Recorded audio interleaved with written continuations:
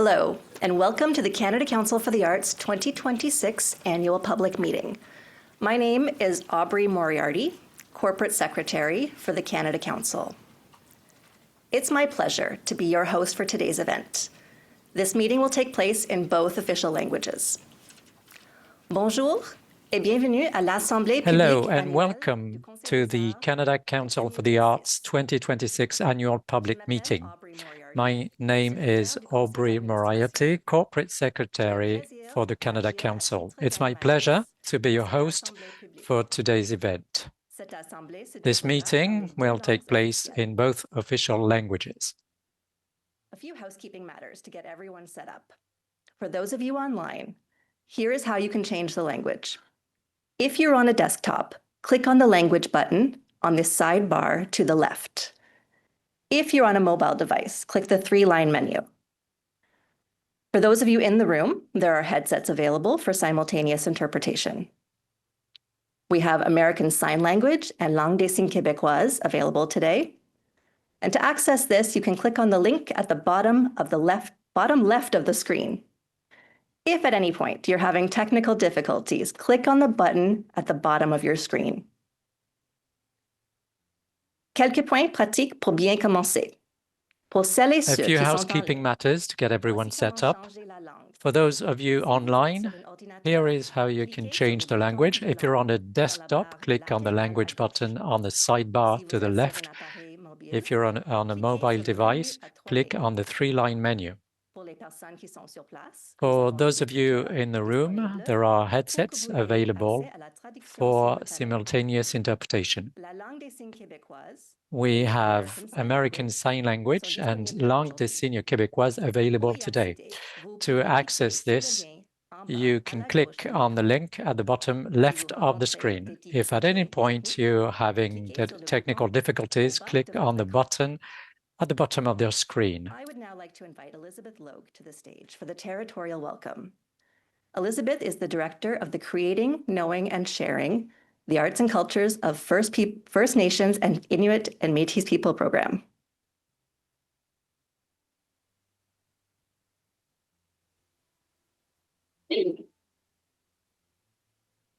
Pwe kakina. Nidismikas Elizabeth Logue, Nadunjaba Kidigan-Zibi Anishinabeg First Nation, Nadunjaba Wakefield, Tanagadino Zibi, Makwadin Dodim. Hello, bonjour, kwe everyone. My name is Elizabeth Logue. I'm a member of Kidigan-Zibi Anishinabeg First Nation, and I am of mixed Algonquin Irish descent, and I am Bear Clan. I'd like to begin by thanking Monique Manach, a knowledge carrier and a member of the Algonquins of Barrier Lake, who lit sage and smudged the meeting space earlier this afternoon. Kichimigwech to Monique for helping us start this meeting in a good way. En tant qu'Algonquin de ce territoire, as an Algonquin on this land, I am honored to deliver today's welcome to the land. Unceded, unsurrendered territory of the Algonquin Anishinaabe. You are welcome here. Vous êtes bienvenue ici.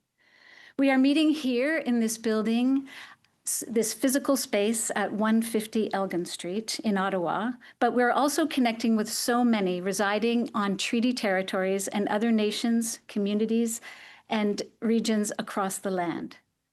This territory we are on is surrounded by water on all sides. The Kitchissippi, the Ottawa River, the Tanagadino-Zibi, the Gatineau River, and the Rideau River, the Paspagidgee-Nowang-Zibi. The Council acknowledges that the Algonquin people are the traditional custodians and defenders of the Ottawa River watershed and its tributaries. The Algonquin nation has a long tradition of hospitality from which many nations in this magnificent land have benefited. The Council also affirms the inherent and treaty rights of all Indigenous peoples across this land. The Council has and will continue to honor the commitments to self-determination and sovereignty made to Indigenous nations and peoples. Alors, bienvenue, Pijashik. Welcome to the territory and welcome to the Council's annual public meeting. Miigwech, thank you. Merci.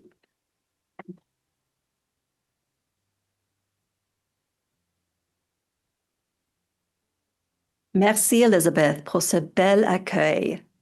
Thank you, Elizabeth, for this warm welcome. A recording of this meeting will be available in both official languages on our website in the coming weeks.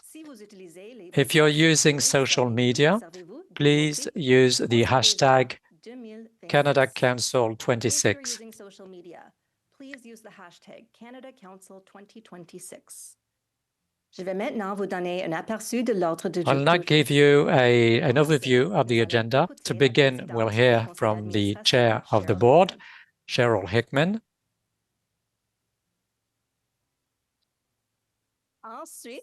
Next, Michelle Chawla, Director and CEO, will deliver her remarks.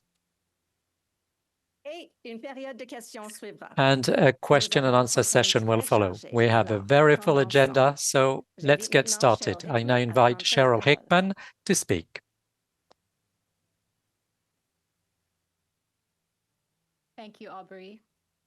Bonjour and hello to everyone joining us today online and in person.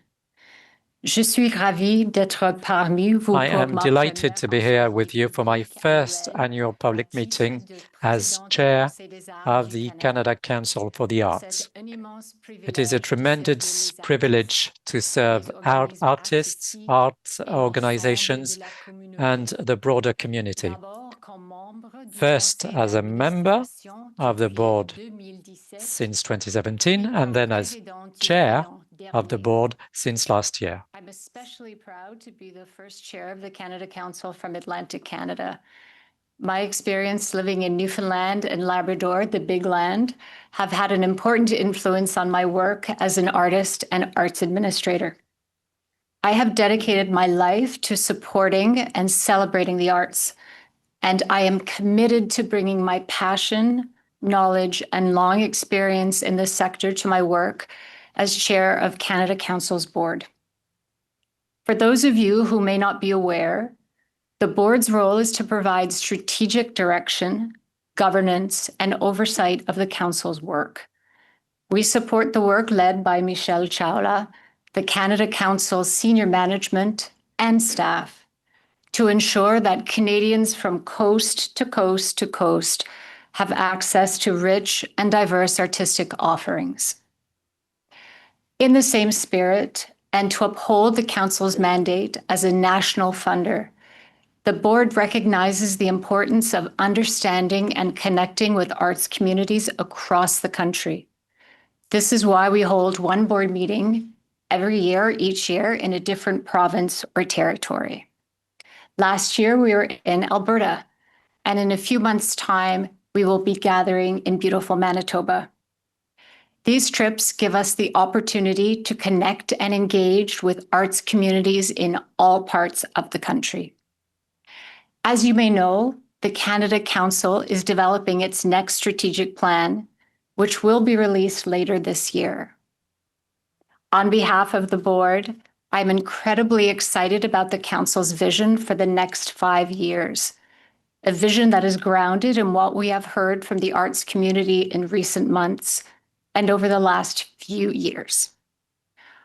I want to assure you that under the board's stewardship, the Canada Council will remain a steadfast support and champion for the arts.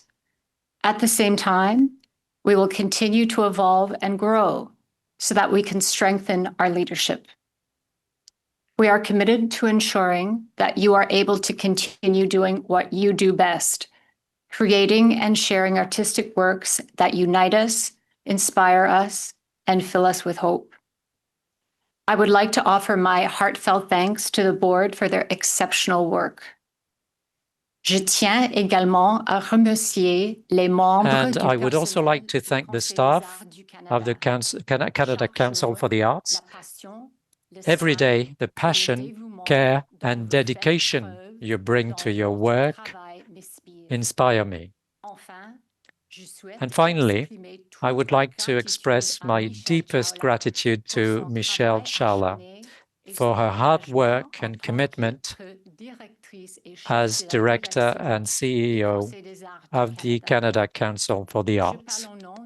I speak on behalf of the board when I say how much we appreciate and support her leadership. With that, I now turn the floor over to Michelle for her remarks.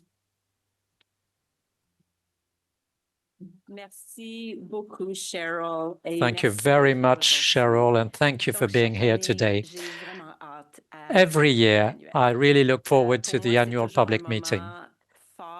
For me, it's always a highlight of the year and a wonderful opportunity for the Council to come together with the entire arts community. As many of you know, the strategic plan of the Council for the Arts is coming to an end. Over the past 5 years, we have awarded nearly $1.8 billion in grants, awards, and payments to artists, authors, arts workers, and arts organizations. This spans all disciplines across thousands of communities. In short, we're talking about exceptional impacts for people across the country. The Canada Council for the Arts has provided substantial, consistent, and effective support to the sector when it needed it most. As I have mentioned on other occasions, nearly 90% of the funding we receive from the government is directly invested in the arts. I would like to highlight a few major achievements this year. Last fall marked a major milestone for the Canada Council with the launch of our new grant application portal. This is the most significant technological transformation the Canada Council has undertaken in its history, and it was a significant step in modernizing our systems and improving how we serve you. As with any systems modernization of this scale and scope, this transition has come with some growing pains. And I want to sincerely thank you for that, your patience and your feedback. We're listening, and we are committed to working with you to make improvements so that we can better serve you. Over the course of the last year, the Canada Council also championed the cultural, social, and economic impacts of the arts at every opportunity with decision makers, business leaders, and the public. To strengthen our evidence, we commissioned important research by the Canadian Chamber of Commerce that for the first time measured the full economic contributions of arts and culture, totaling $131 billion in 2026. I encourage you to read this report, which is aptly named Artworks. Importantly, you came together to advocate for the public value of the arts, and thank you for that. Your advocacy made a difference. It helped ensure that the Canada Council did not face cuts in Budget 2025. In fact, the government also announced that it would invest an additional $6 million in the Canada Council over the next 3 years. This is far from what the sector needs, but we thank the government for this sign of support. When the budget passes in Parliament, every new dollar will go directly to the sector. This is in keeping with our priority of delivering as much support to the arts as possible. Nevertheless, our budget is still decreasing in the year ahead because of a previous round of government reductions. We now have to operate with close to $10 million less per year. And that is why it is essential that we continue delivering the message that public investment in the arts needs to align with the cultural, social, and economic impacts the arts have on Canadian society and around the world. The arts play a critical role in every aspect of our lives. They tell our stories as Canadians, they contribute to our unity, civic engagement, and sovereignty. They improve our mental and physical well-being, and they generate economic vitality all at the same time. And that combination of creativity, connection, and impact is exactly what we all need more of right now. And that's why all of us at the Canada Council work tirelessly to fulfill our mandate and champion the importance and impacts of the arts. I now want to look ahead to the next 5 years and the Canada Council's upcoming strategic plan. It will be grounded in what we've heard from the arts community over the last few years, as well as the current context. And with respect to this context, I first want to acknowledge the broader realities that we are all navigating. Our world is changing quickly. Global systems of trade, politics, and security are shifting. conflicts are increasing and democratic values are under pressure. And here at home, in a context of growing economic instability, our unity and sovereignty is also under strain. Polarization is on the rise, and AI is reshaping our lives. All of these forces heighten the challenges facing the arts sector. And I know many of you feel these pressures every day, and I do as well. It's important that we recognize the challenges we are facing, but at the same time, there are many opportunities for the arts right now. You show the best of Canada to the country and the world, our creativity, our diverse identities, and our values. Over the past few years, the Canada Council has been engaging consistently and listening closely to the arts community. And through this engagement, a number of priorities have emerged. We heard you articulate the importance of strengthening the financial stability of arts organizations, artists, and arts workers, of deepening collaborations within the sector and beyond, of developing new markets at home and abroad, of preparing the next generation of arts leaders, and of adapting to technological transformation. We heard your desire to better understand, adapt, and innovate in response to shifting audience behaviors, to reach new publics, and to deepen relationships with communities and contribute to their well-being. And we heard you tell us that we all need to keep championing the arts at all levels of government and across sectors, that we need to tell compelling stories about the arts' contributions, and that we need to share and connect more work across Canada and internationally to deepen our connections to each other and show the world who we are. Donc, en regardant vers l'avenir, le prochain plan stratégique du Conseil Looking des ahead, Arts aidera le the secteur Canada à Council's saisir next les strategic occasions plan qui se will help the sector seize emerging opportunities. The plan will set out our vision, a clear vision focused on the kind of support and leadership you have called for. It will also be flexible enough to adapt quickly to a rapidly changing and unpredictable environment. We intend to reaffirm our role as an advocate and partner for the arts, as a knowledge broker, both in Canada and on the international stage. And we will also continue to engage in dialogue with the arts community across the country. The key words are listen, exchange, and work together. And I am committed to communicating with you, the arts community, throughout the plan's implementation, and to ensuring that the Council continues to fully play its role alongside you. I am honored to be working in the arts at this moment, because this field offers something that Canada and the entire world absolutely need right now. The arts inspire and give hope in the face of divisions that weaken our bonds. The arts create opportunities for us to come together. They help to build communities and strengthen a sense of belonging, in addition to being a powerful economic driver. The arts are one of the country's most important resources and one of its most powerful drivers of change. The Council will continue to evolve and walk hand in hand with you to chart the course for the sector's future. Together, through the power of the arts, to unite, shape, empower, propel, and inspire us, we can help create a better future for the arts and the rest of the world. Before I conclude, I want to thank the Canada Council staff for their dedication and support of Canada's arts community. It is you who make all our achievements possible. I would also like to thank the board for their essential work and support, and especially Cheryl Hickman for her tremendous leadership as chair. And finally, thank you, the artists, arts administrators and leaders, for all that you accomplish in your work, your communities, for Canadians and for the world. Thank you very much.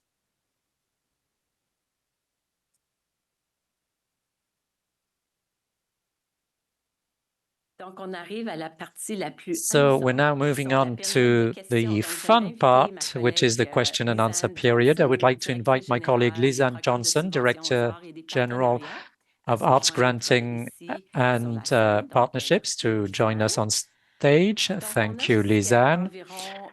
We have another 20 minutes or so for the question period, the Q&A. And in order to answer as many questions as possible, we ask you to keep your questions brief. Or programs or the portal. We have many Canada Council employees who are here and will be more than happy to answer any questions following the event. So we will begin with some questions that were submitted to us in advance by email. So I really want to take a moment to thank everyone who took the time to send us questions. Of course, we can't answer all of them, but we'll start by responding to 3 questions that reflect common themes. So a lot of the questions reflect the 3 that we'll be addressing here, and then we'll open it up here in the room to questions. So I'm going to kick it off by asking Aubrey to read out the first pre-submitted question, please. The first question was sent to us by Heather Ferguson from British Columbia, and she writes, I would like to know how we are making ourselves useful as Canada tries to pivot to new markets. It just seems to me that if we can demonstrate, as I believe we can, that the export of our music and culture is directly helping our trade commissions and business people find and secure new markets, then we play our part. But we also make a pretty strong case for future arts funding. That's an excellent question. Thank you so much, Heather. I guess I'm looking at you, Heather, online. I couldn't agree more. So the arts contribute to international relationships, international engagement, market development. It is a significant strategic asset, and we at the Canada Council are very, very committed to reinforcing that type of support. Just as a concrete example, I just recently participated in the Team Canada trade mission to Mexico, and it's evident that the world really wants to see more of Canada, and we want to engage in reciprocity to be able to welcome the world here. So for us, it's a really significant priority, which is how do we help Canadian arts reach audiences and markets worldwide and engage in all of our aspirations around international engagement. We have invested significantly in international touring, co-productions, residencies, market development, and that will absolutely continue to be a major priority in our next strategic plan. So thank you so much for that question. Back to you, Aubrey. La prochaine question vient de The next question is from Guylaine Clich from Quebec. I would like to know if we should be worried about budget cuts affecting the Canada Council's program. This is an important question. We received a lot of questions on this theme. I'd like to invite Lisanne to answer. Thank you. And hello, Ms. Clich. Thank you for your question. And I'll come back to what Michelle said in her remarks. Fortunately, the Canada Council was not affected by budget cuts announced in the 2025 federal budget. But it's important to understand that our budget is lower than it was a few years ago because of previous budget cuts. So we have $10 million less per year. So, of course, we want to minimize the impacts on the arts community. That's a priority for the Council. We acknowledge that there are many challenges that the sector is going through at the moment. And in the 2025 federal budget, as Michelle mentioned, we have an additional investment of $6 million over 3 years. So that means $2 million a year. Once the budget is adopted, the Council will send this funding to the sector as quickly as possible. The priority will be to support activities of touring. But $2 million a year is far from what we need to support the sector. So I would encourage the arts community to show a common front and send a clear message that the arts matter and that public sustainable funding matters. and is essential. Thank you. And we'll move on to the third question online, and then we'll move to the room. Question we received from Christian Paré in Ontario. As you prepare the next strategic plan in a rapidly changing environment, you've spoken about the importance of both a clear, shared vision and the flexibility to adapt. How is the Council thinking about holding those two together in a way that continues to build trust and a sense of coherence for the arts community over the life of the next plan? I think that's a great question for you, Cheryl. Thank you. And thank you for your question, Christian. We're building our next strategic plan based on deep engagement with the arts community over the last few years.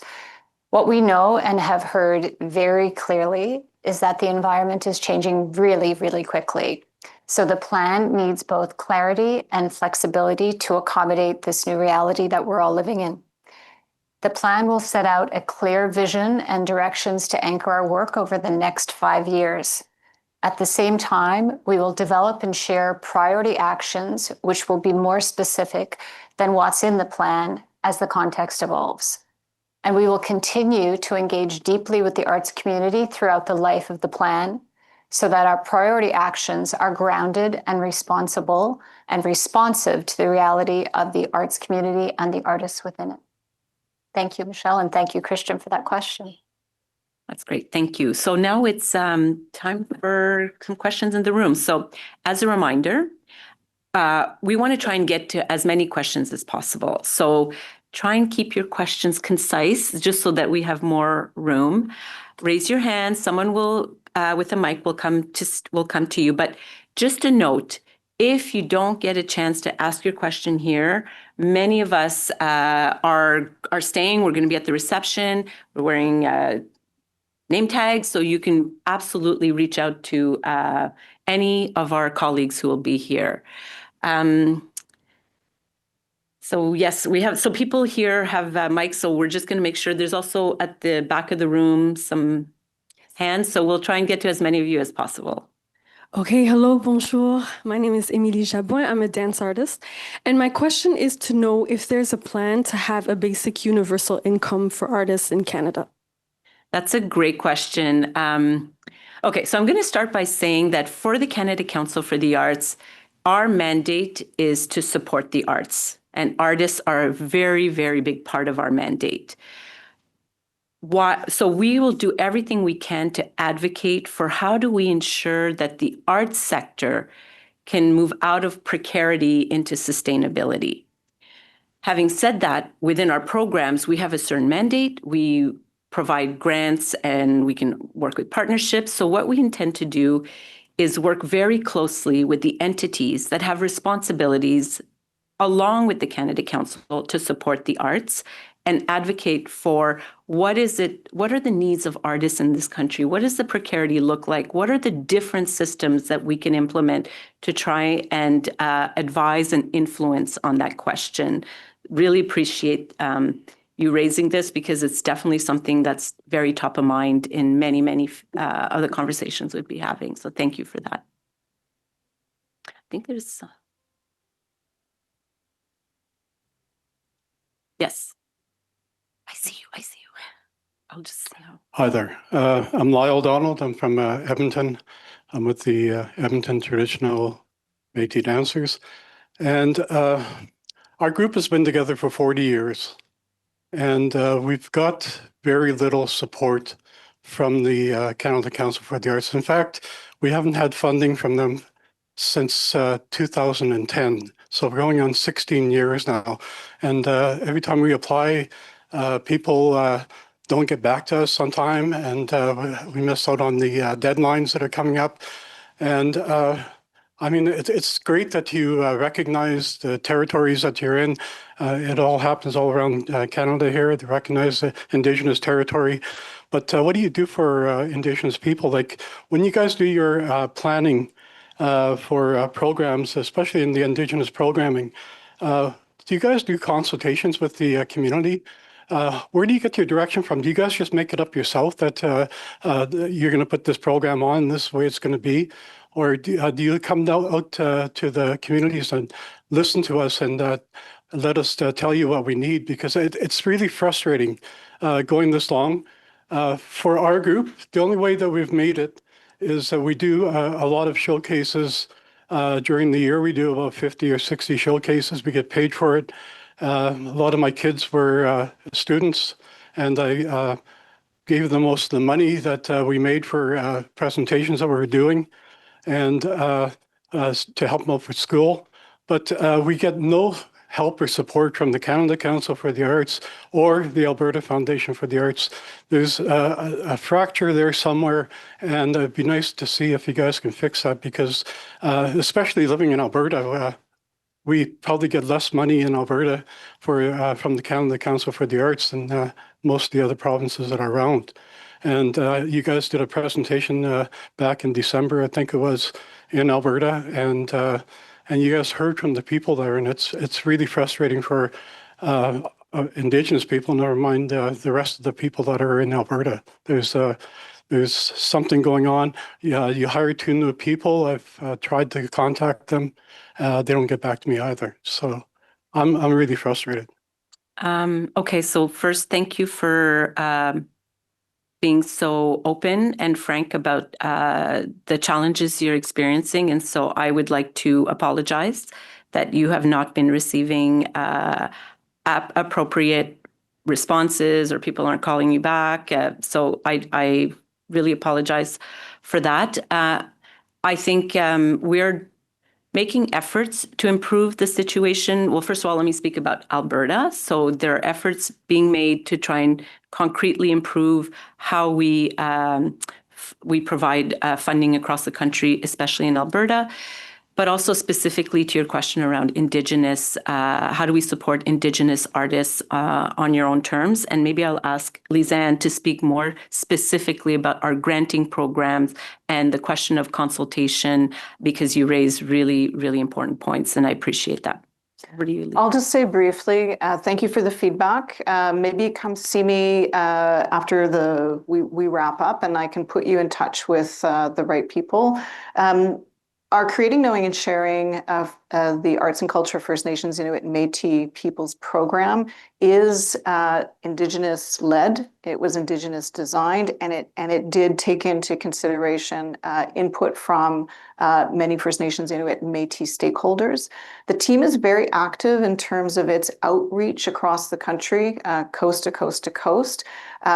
We do marry that kind of outreach and engagement that's on the ground with more formal methods of consultation. And I'll point perhaps to a really fantastic report that is available on our research website that was conducted by an Indigenous research firm by the name of Archipel. And it really did look quite deeply with a lot of consultation around what were the barriers what were the needs, but also what were the barriers around accessing funding at the Canada Council. There's some really fantastic information that came to us from that report. We do use it. And I'll give you an example of some of the kind of practical impacts that report had. One of the recommendations was that that people who selected a First Nations, Inuit, and Métis applicant profile should not only have access to the Creating, Knowing, and Sharing program, they should also have access to all of the other funding programs without having to go and create another profile. And we have made that change with the opening of our new applicant portal. So I'd say come find me afterwards, because there are opportunities to apply not just through Creating, Knowing, and Sharing, but there are probably other opportunities for you to apply to our other programs. So really happy to talk you through that. And to echo Michelle, really sorry again if you haven't gotten a response. I will say with our opening of the portal has also come a whole new case management system. It is something that we are trying to improve. It is when Michelle says that this new systems transformation is a major transformation, it is a major transformation, not just for the community, but also for our own internal staff. We are still learning our own system, and we are getting better. It will take us time to really work out some of the kinks, but really appreciate the feedback. Can I also quickly add that it's very important to the council and to the board that we visit people where they are in community. So when we went to Edmonton and Calgary last year, it was wonderful to see so many artists and organizations come and meet us and talk with us and express their problems and their hopes, and we'll continue to do that as we visit provinces coast to coast to coast. So I'm sorry we clearly missed you there. But as Lisa and Michelle said, we look forward to continuing the conversation, and thank you for the question. Hi, thank you.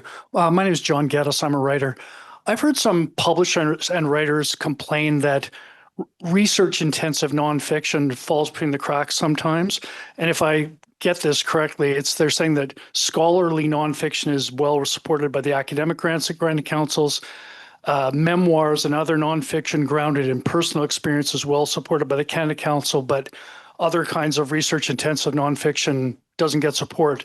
Do you agree there's a problem there? And if so, might it be addressed in your new strategy? Yeah, I can take that question. It's not a new question, and what I will share is that literary nonfiction, including nonfiction that is takes time to develop and to write, is eligible at the Canada Council. We have had a number of meetings with various stakeholders on this, and we have gone back to kind of look, okay, what applications are we receiving? Have we said they're eligible? Are we supporting them? It is eligible.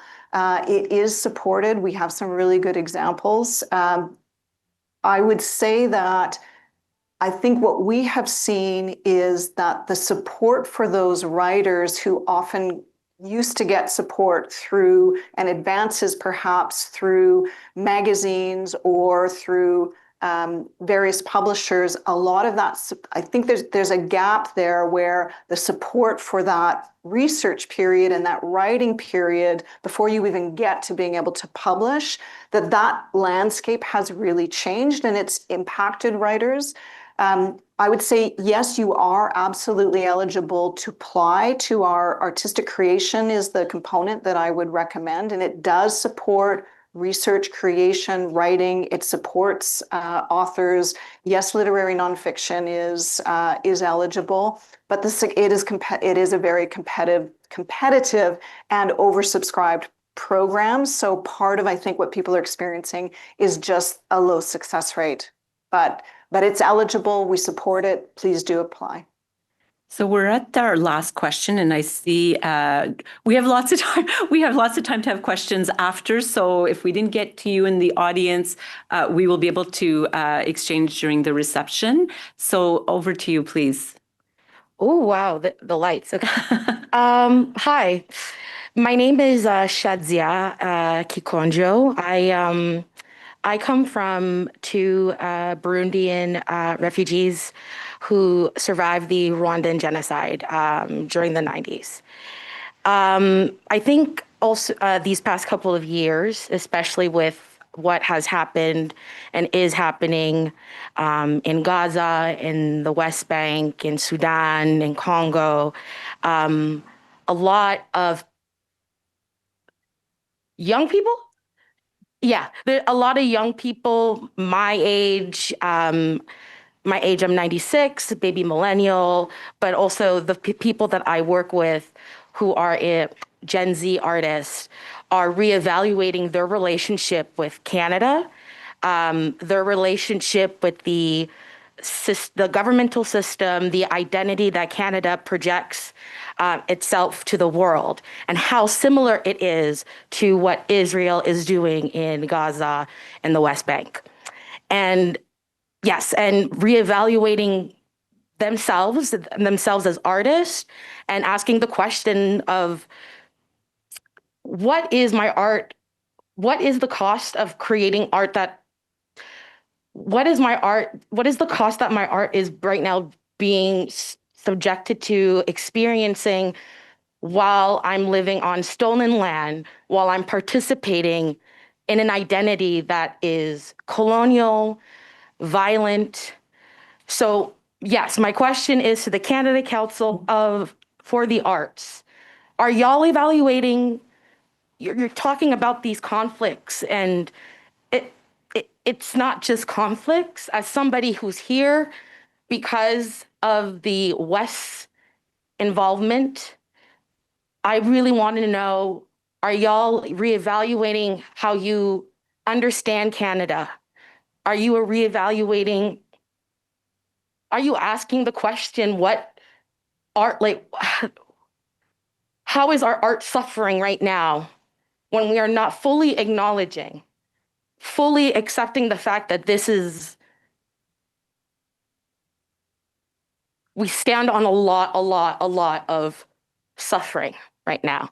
And as an actor who has traveled and performed at schools and seeing the inequity of Indigenous communities where you have to go and perform, where there's no heat and no water, and these children having to sit down and in their winter clothing. So my question is, I don't know if there was a question there, but as an artist that is reevaluating their identities, understanding the weight of having a Canadian passport, what is it that I'm doing that is either adding to this or rejecting it? And I'm wondering, what are y'all, is that something that you're thinking about? Well, thank you for that question. I think what you're raising are what I call those profound human connection. What is our humanity, our creativity, the role of institutions like the Canada Council. And to answer very directly, your question is yes. Like, we're obsessed with these questions because we constantly try and go back to what is the reason for the Canada Council. And if you look to the origins and the mandate, which are, based on colonial mindsets, so, trying to navigate what that means. You're a Crown Corporation in 2026, entrusted with public funding for the arts. Everything we do has to be rooted in that mandate of supporting arts, the artistic, the freedom of artists. So going back to your question, do we think about it? We think about it. And what we are trying to see is how, through the systems that we have, can we support artists on your terms? So to protect freedom of expression, to protect the opportunities for artists to explore those questions on your terms. So it's not the Canada Council providing edicts or statements that direct an artist or play a role of instrumentalization, but more around supporting that capacity to ask those questions. And to me, that's what artists do. And the role of an institution like Canada Council is to be able to support those aspirations and those visions and values on your terms. That is a very brief question, answer in the context of this room, but I would love to pursue that conversation after this meeting because you asked like exactly the questions I think that every human being should be asking themselves every day. So really appreciate, and I actually appreciate that you were ending the Q&A with that question because I think you've left a big, profound impact on, I think, this room and the people virtually to continue that conversation. So thank you for taking the time, and you're very articulate. So I really appreciate that. Thank you. Okay. Wow. These are really, really important moments for the Canada Council to be in connection with the community that we serve. So thank you for all of your time. This officially concludes the question and answer period. Again, I'm going to repeat it. If we didn't get a chance to answer your questions, or if you'd like to pursue the conversations, please join us at the reception. We're a big group of Canada Council employees are here, as well as board members, to answer them. So this concludes our 2026 annual public meeting. Thank you so much for joining us. Ceci met fin à notre assemblée publique annuelle et merci encore This d'être parmi nous. concludes our 2026 annual public meeting. Thank you for joining us.